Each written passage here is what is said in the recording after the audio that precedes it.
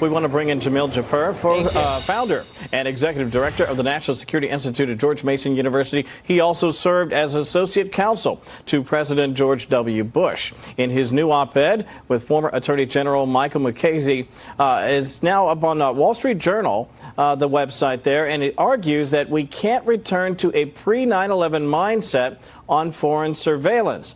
I think it's a provocative take. Tell me why in a nutshell.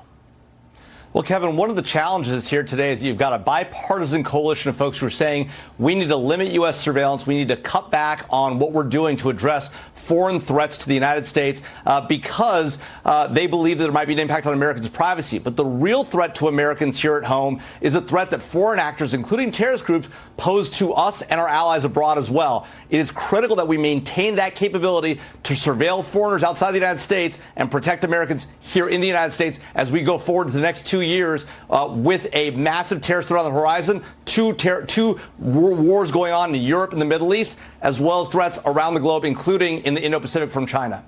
Let me ask you, though, this is a tightrope to walk. I mean, Americans' privacy is sacrosanct, and at the same time, the collection of information to keep the broader community safe obviously has to be paramount.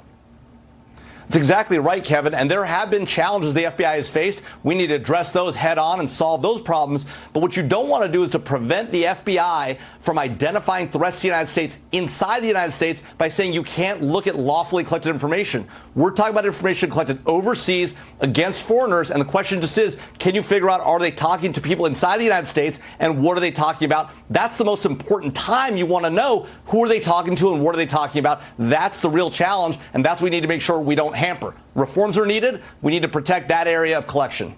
I'm glad you said reforms are needed, because I think there's plenty of evidence to suggest that there are millions of Americans who flat out don't trust the agencies, based in part on information that we have now been able to uncover over the last several years, and frankly, by virtue of the fact that some of the behaviors have been less than optimal. I think I'm being generous when I say that.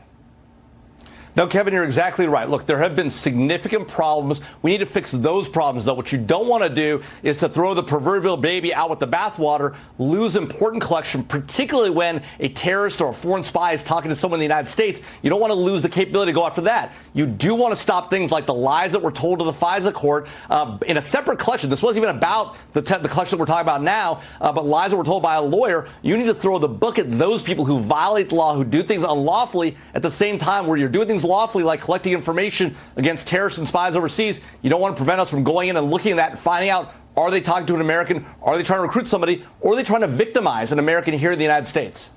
Look, I respect the hardworking professionals and the folks who are actual patriots who want to protect this country and do the right thing. But I think skepticism is warranted. And I appreciate the fact that you point out that there has to be reform before, once again, you go down this pathway of saying, look, we want to be protected. We want to give them the opportunity to protect us in doing their job. And at the same time, when we have seen abuses of power, a number of abuses of power over the last several years, I think it's going to be a hard sell for some. But Jamil, as always, thank you, my friend. I always appreciate your perspective. You always bring things back home the right way, and I know that you care about this country deeply. Thank you, my friend. We appreciate it.